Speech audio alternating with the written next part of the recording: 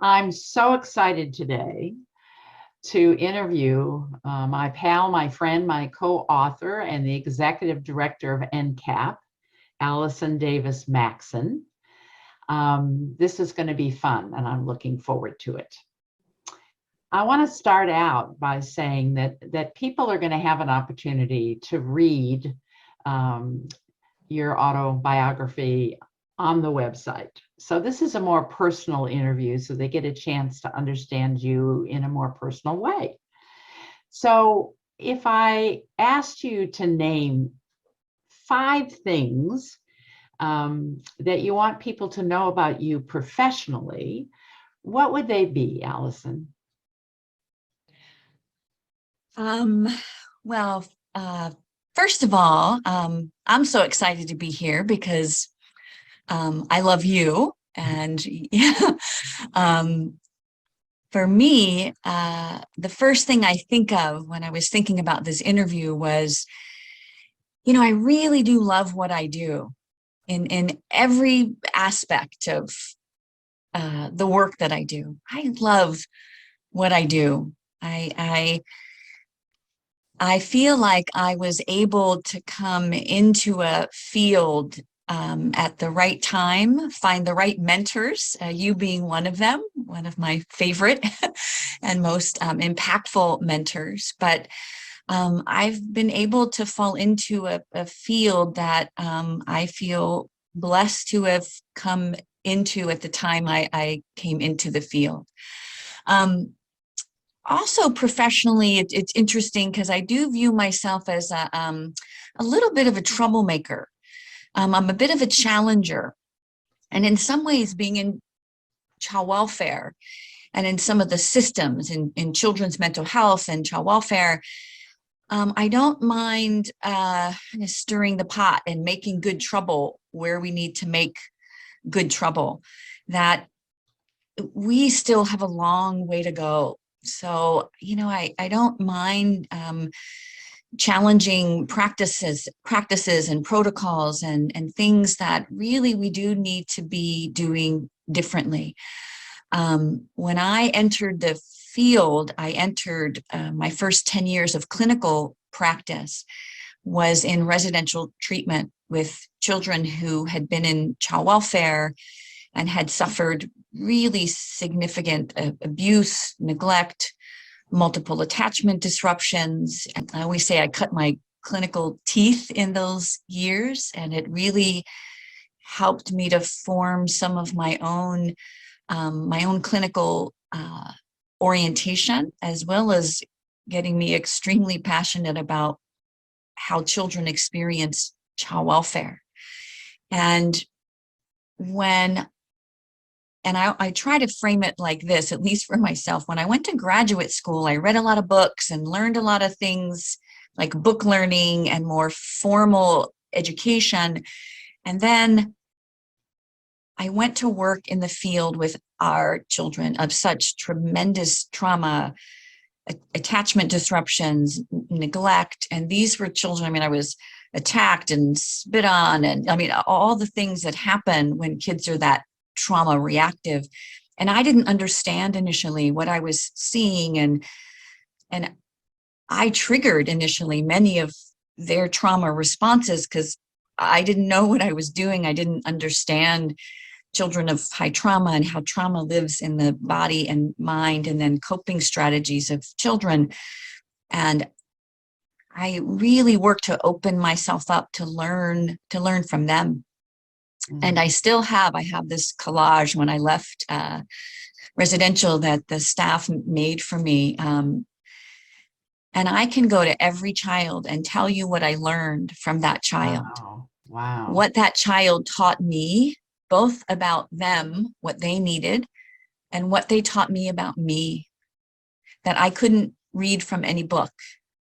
So while the clinical and kind of research, the neuroscience, everything we get from, our studies is really important, every child is extremely different. And when we really open ourselves up to listen and learn from children and our teens about their pain, how and what they need to heal and learn and grow. And it led me into this world of attachment. I got nothing in graduate school on attachment. And now with a decade of the brain and the neurobiology of trauma and attachment, it's been amazing. But I always like to back out of that, because initially where I learned everything was from children and teens, and I still, they are in every way just imprinted on my soul. And that many of the children that come in, they don't get out. They spend a childhood in child welfare. And that wasn't acceptable then and still is not acceptable now. So it's one of the things that keeps me really passionate about this field and the work that I do and the work that NCAP does. The next thing I want to say really to you, Sharon, and all my mentors before, because I feel like everything I do, I'm standing on the backs and shoulders of those that have come before me. And I think of you and Deborah Silverstein and Carol Biddle and even those that I've not met personally, that I feel like I stand on the backs of those individuals, mentors like Thich Nhat Hanh and Bessel van der Kolk and Dan Siegel and others, that I really do feel blessed and thankful and have a sense of gratitude for those that have come before. So really anything that I feel like comes out of me has been learned in, so it may come out and sound a little differently, but I have that sense of gratitude professionally, because so many of the folks that have come before have done such innovative work and have been well before their time. Thank you, Allison. That's just lovely, because you really underscored the whole piece about we each build on the previous generation of professionals' shoulders. And if we don't know where the research comes from, where the practice comes from, so that we can not repeat mistakes and build on what's good and solid and even expand it into newer areas, then we're failing the folks that we serve in child welfare, which is why I feel that this NCAP series is so important. So thank you for underscoring that. So, you are a lot of fun. You do a lot of things that have nothing to do with your professional career. Tell us maybe up to five things that you do that have nothing to do with the phenomenal work that you do. Well, for one, my kind of first passion and full focus is, my family, my children, my family, of which you are a part of, right? My family, my circle of closest loved ones. And I'm a really social being. And I love my circle and love to celebrate and be with and enjoy, deep, meaningful conversations and relationships with those I love. So yeah, that's probably my first focus. Second, I really do consider myself a lifelong learner. I do try to approach new situations, new avenues of my own development, or new challenges in front of me, whether it's professionally or personally, with a beginner's mind. Like, what am I here to learn? And open myself up to that learning process. I just think we should never stop learning. I am a bit of an adventurer. I do have that, like, I like new places and new cultures and documentaries, and I just love to learn. I also, folks may not know, I really do love to read. I consider myself a total book nerd.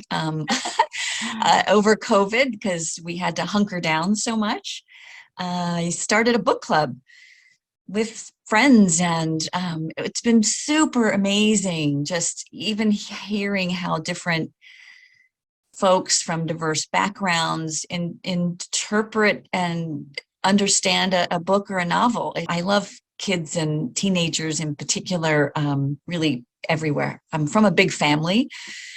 So for me, that always feels like I'd rather sit at the kid table. Like if we're at a gathering, I'm like, can I go sit with a kid? I just love kids and teens in particular.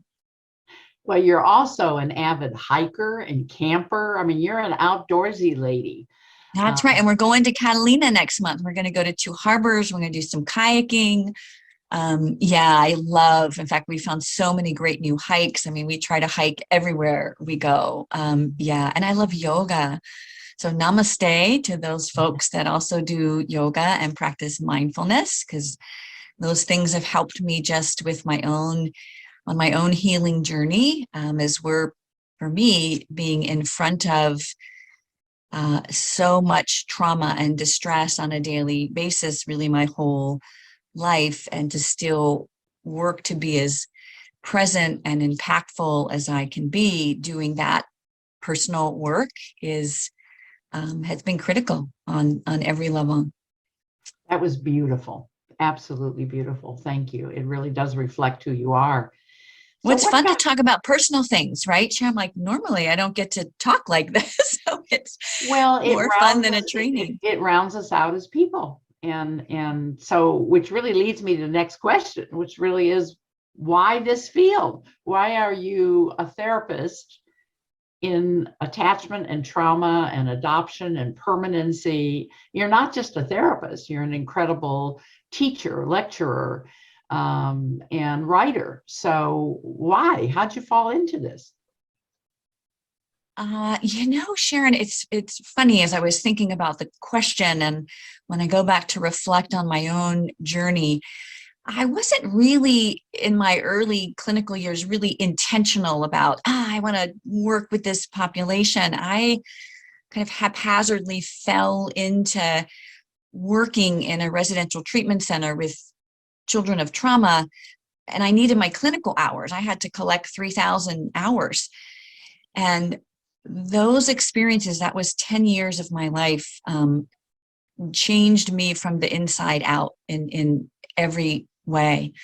What else? I'm really passionate, and this is for me on every level, whether I'm at work or at home, really passionate about kids and children and keeping kids connected and diminishing their stress, especially as our culture has experienced a pandemic and all the social justice issues, that children are watching us and learning from us, and our teens that are in crisis all across this nation right now, really passionate about connecting with them and listening to them. I think we could do such a better job everywhere at really opening ourselves up to listening and learning from them.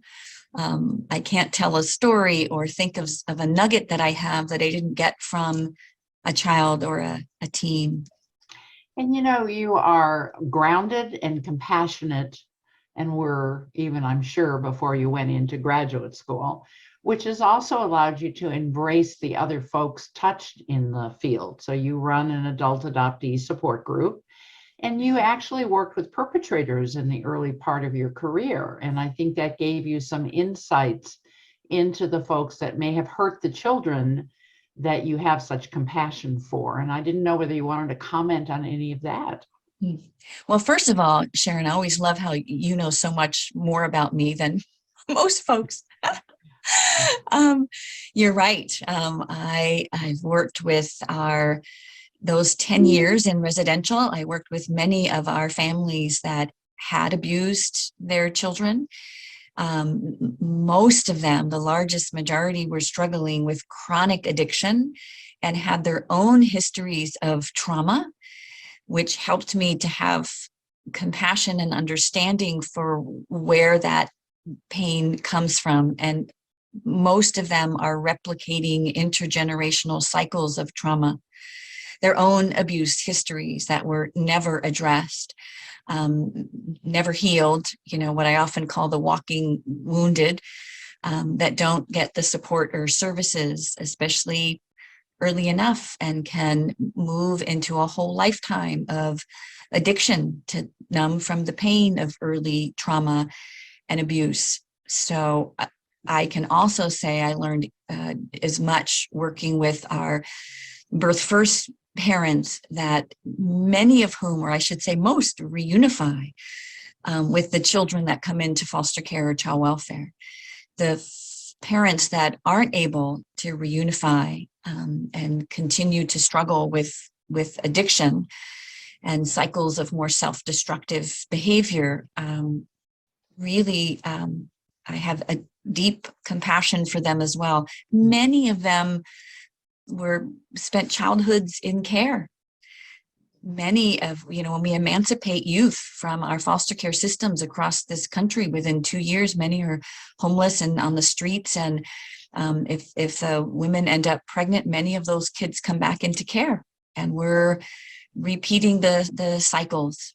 So really impacting our child welfare systems and practices is so we're not repeating intergenerational trauma, and the system's able to go further upstream to provide the services, right, that our families really need.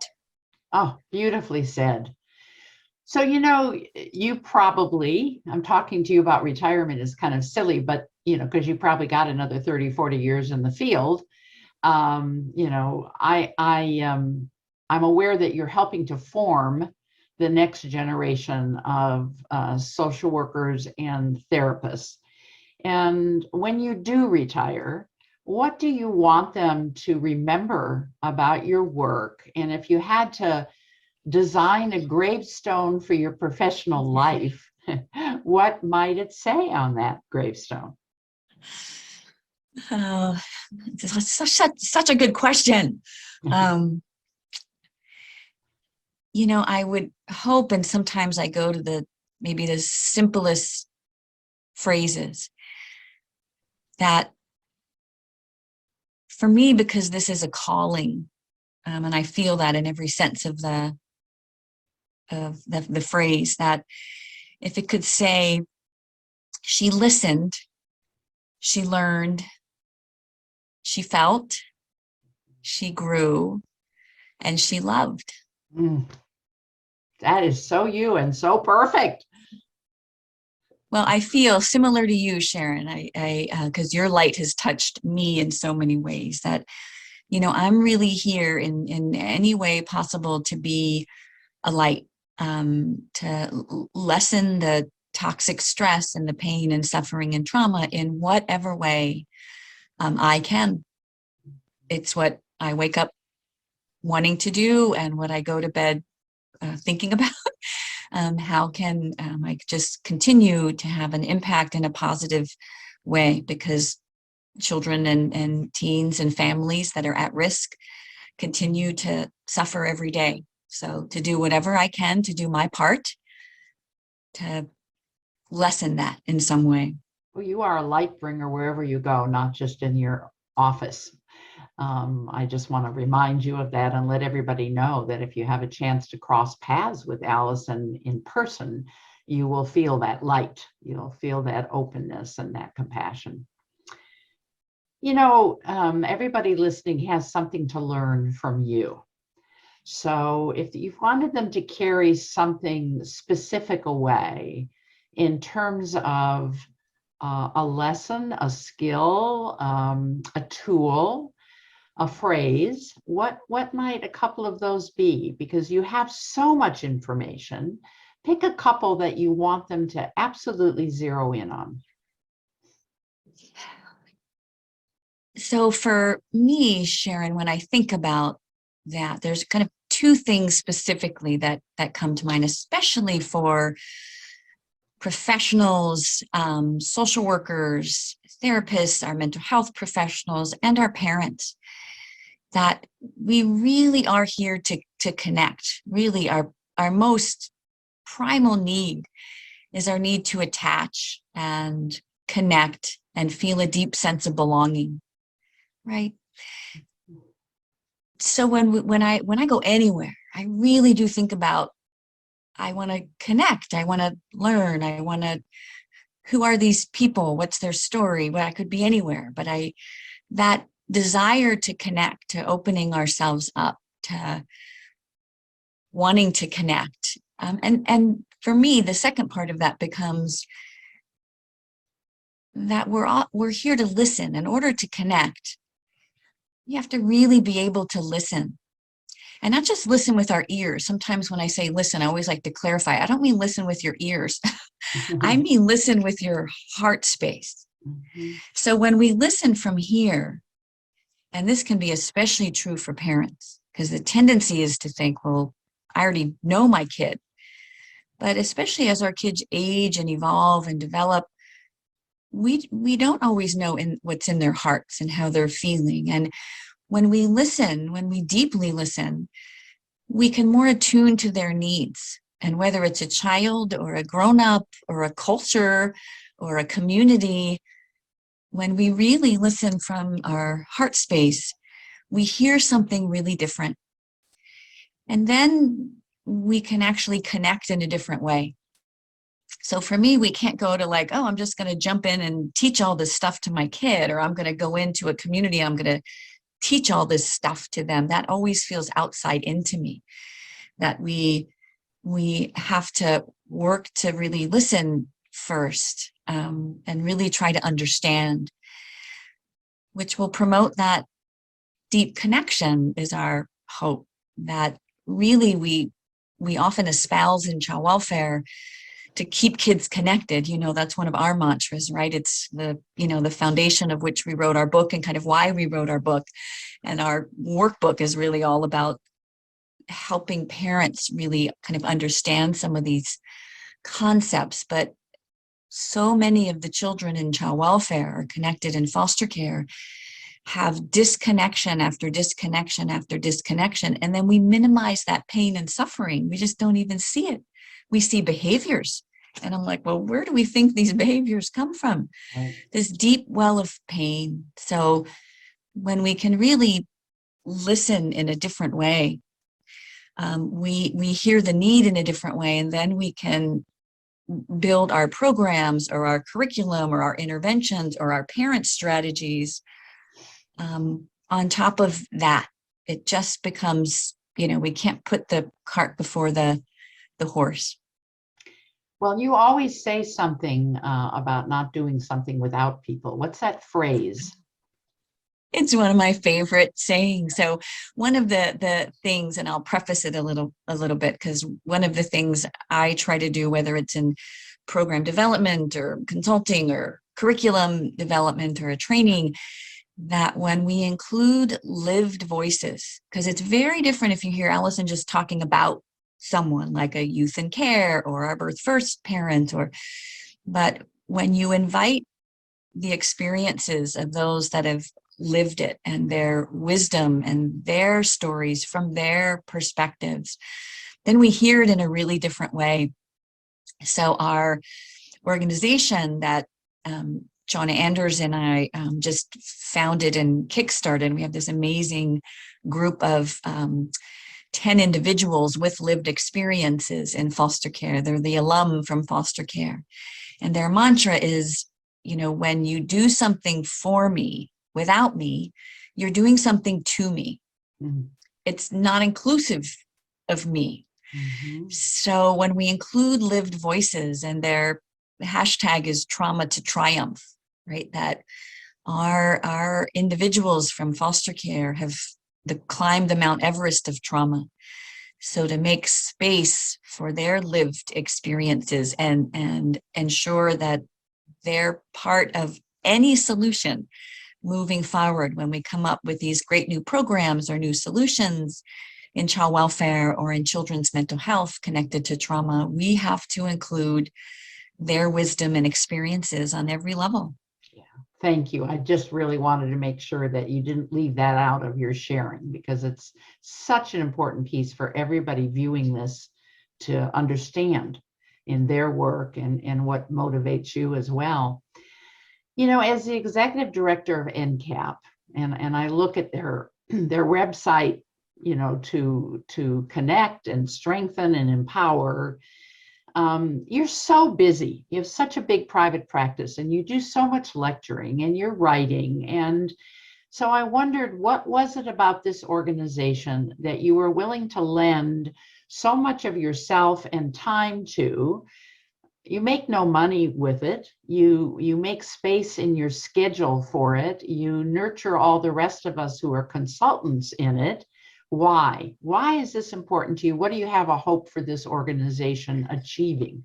Yeah. And you know, Shen, that for me is really a kind of an easy question. For me, it's almost that no-brainer that we still, in my 30 years, and I know most of the folks in NCAP have more lived experience inside the system than I do, or professional experience connected to it. So many of the practices that I struggled with when I got into the system are still happening today. Mhm. And it's mind-boggling to me, frustrating on every level that we have not, as a child welfare system, we're still so siloed into our own practices, beliefs, policies, regulations, and we're not integrating so much of the research and wisdom and knowledge from other sectors. So think about attachment and neuroscience, child development, children's mental health. We would be mashing up and integrating, so think about child welfare, integrating the silo of mental health, children's mental health. So how would we best support our birth first families that need support due to histories of addiction and their own adverse childhood experiences? They fall into child welfare, and do they get really the specialized mental health support that the whole family system needs?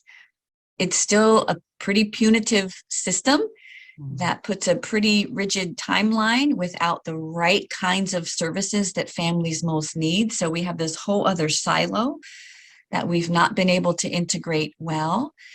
So for me, it's when you can pull together what we've learned from research and how to get best practices and research, even from other sectors, integrated into what we know would have the best impact for families and potentially change the outcomes for the better for all parties that are connected to child welfare. And we're still not there. So it's why I'm so passionate about NCAP, because not only do we have an amazing group of researchers, but we also have practitioners, clinical practice folks that get us to implementation of some of the research. So for me, I like to move much more quickly than just sometimes that snail's pace of like we're still crawling along, making some of the same mistakes we've been making for 20, 30, 40 years. Yes. Oh, beautifully said. Thank you.